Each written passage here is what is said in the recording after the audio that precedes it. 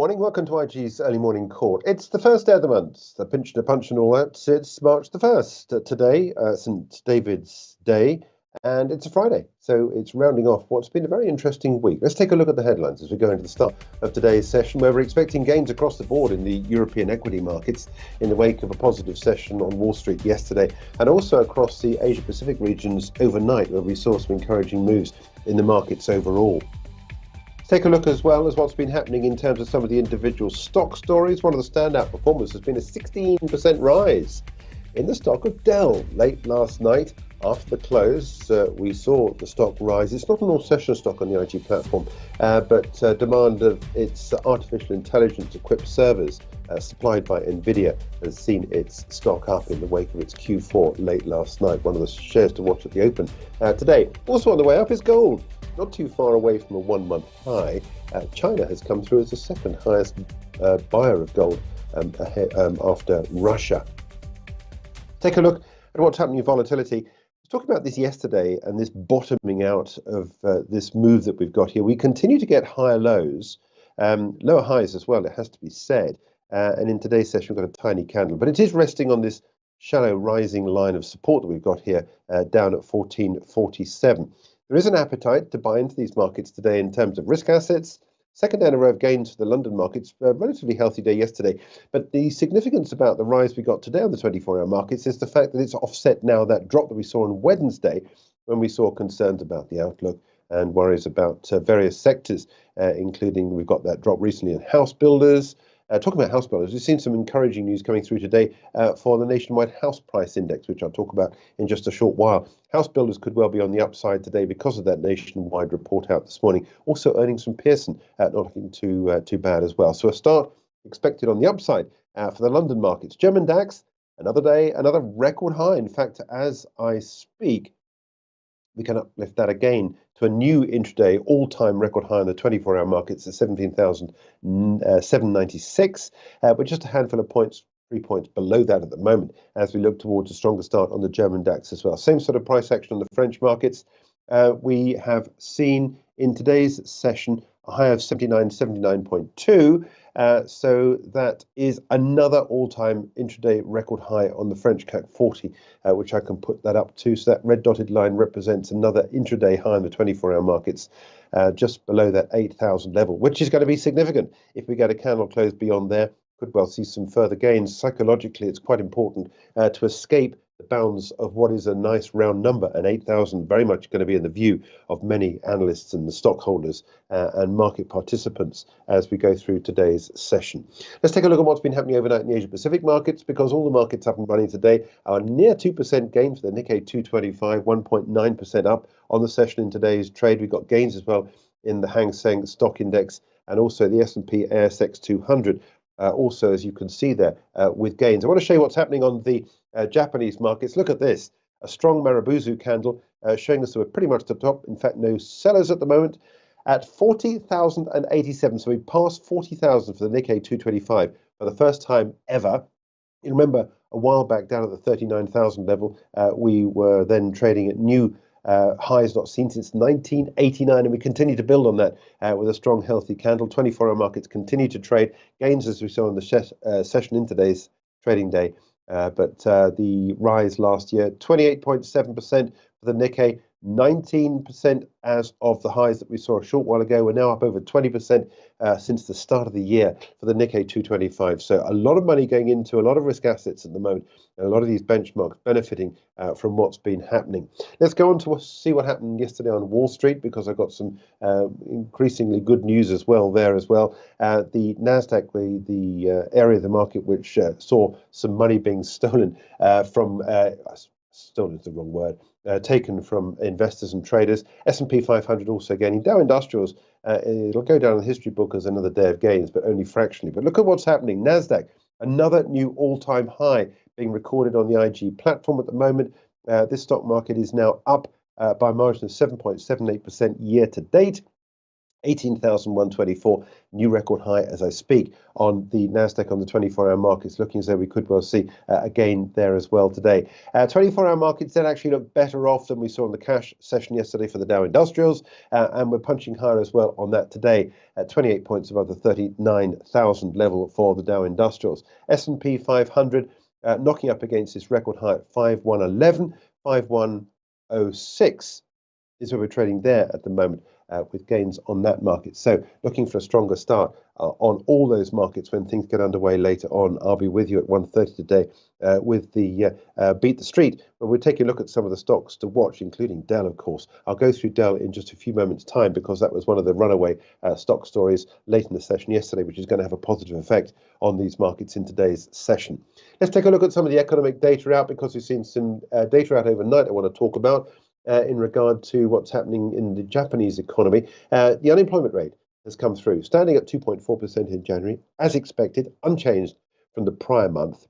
However, the jobs to applications ratio is now 1.27 in the month of January, a little bit of a backward indicator. This is in line with expectations, but what this means is that there's 127 job openings for every 100 job seekers.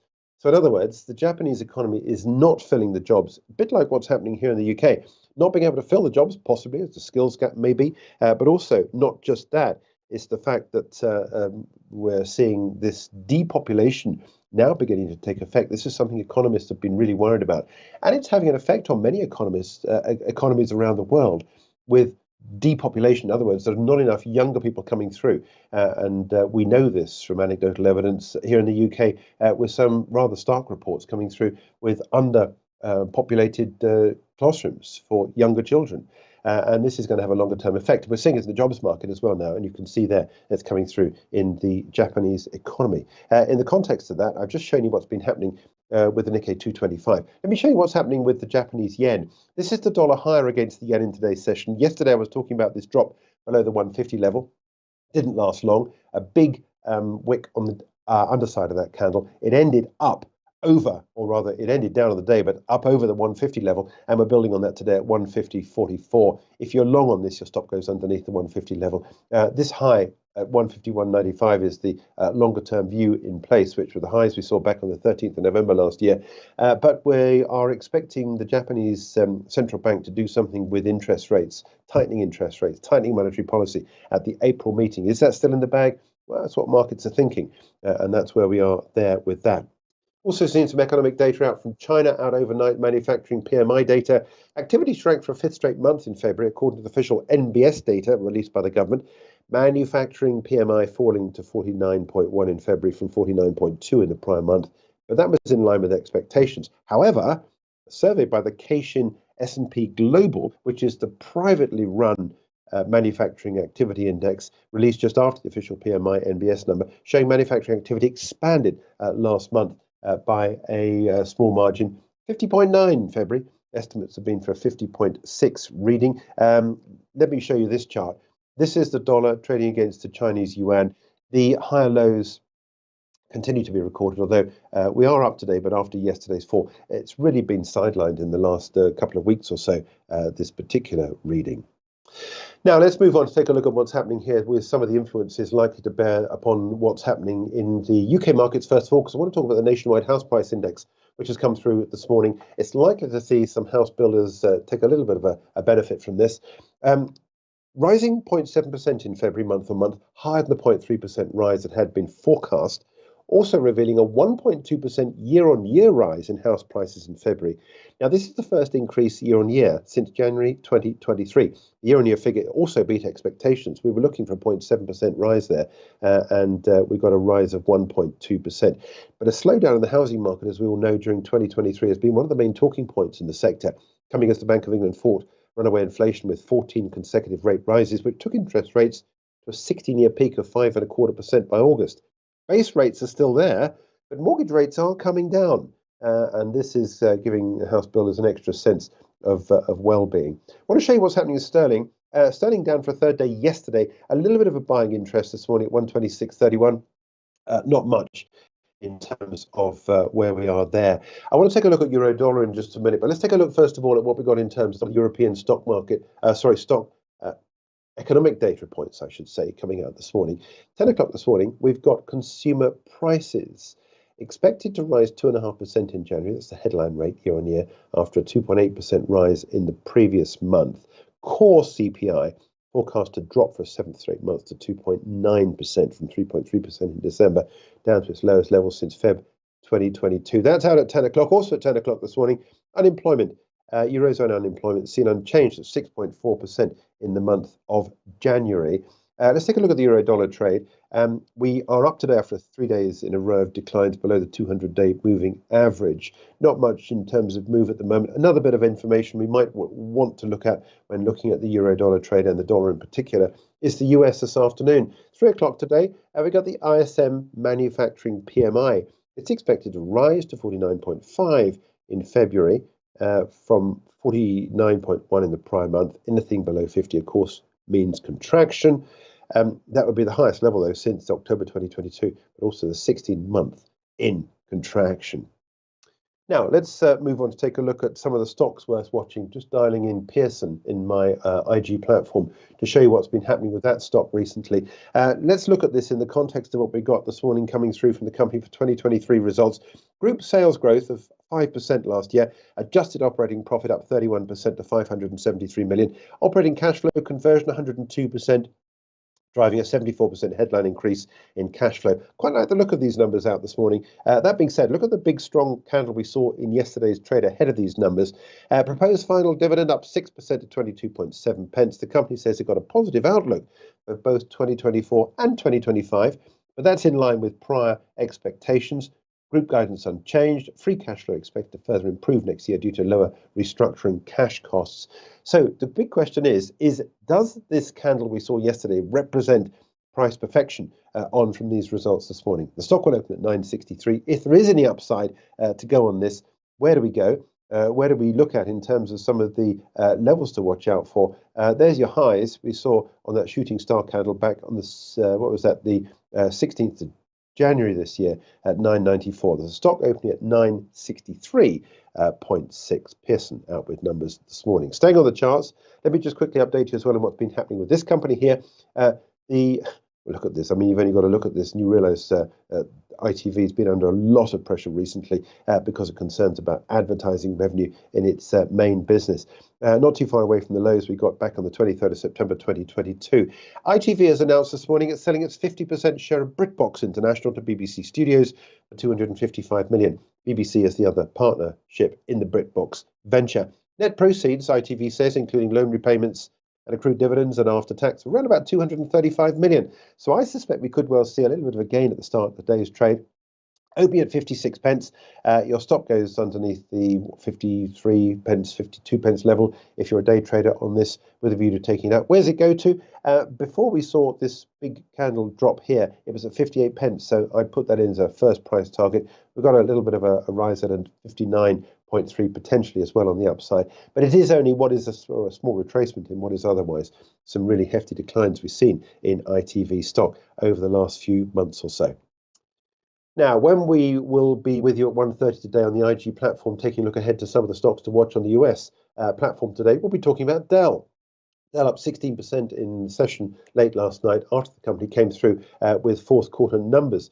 These are the figures, excluding items. Its profit per share came in at $2.20. Dell benefiting from a rising demand for its AI servers. Orders have increased nearly 40% sequentially and backlog nearly doubled.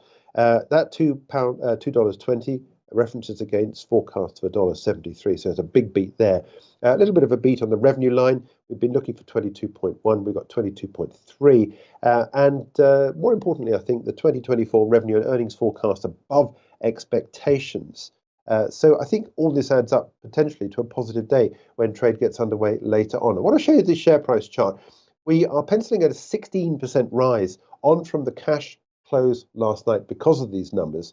Michael Dell delivering what was a very positive outlook for the stock. Let me just take a look at where we are in terms of the grand scheme of things.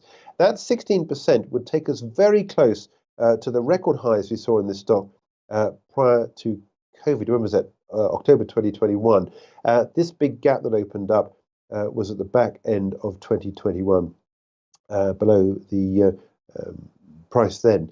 But this is an interesting performance, not too far away from the 114.87 record high close that we saw back in October 2021. So 16% rise in Dell stock expected at the start of today's session. Staying on the charts, just want to update you as well on what's happening in some other areas of the market. This is Brent and WTI, both bubbling around the 200-day moving average. There's not really been much performance since the big candle took us into this area of this channel trading that we've had. Let me just put a channel in there so I can see what's happening in terms of some of the moves that we've got, because let me put a line in there, and then there's the line there. So we are between $83.24 and a support at 84, and we've been pretty much in that now for 3 weeks or so, as we look to the Baker Hughes rig count a little bit later on today. Last week, Baker Hughes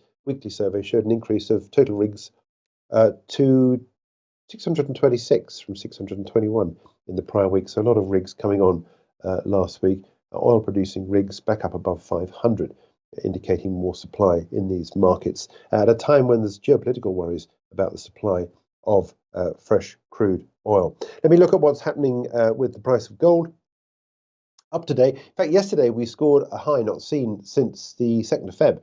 It's been a pretty good month, or certainly second half of the month for gold. And in today's, we failed to get above the 76.4% retracement, which is at 2046. We're now back up above that, 2047. If we see a candle close beyond there, I'd be long all the way up to 2065, which are the highs we had back on the 1st of Feb.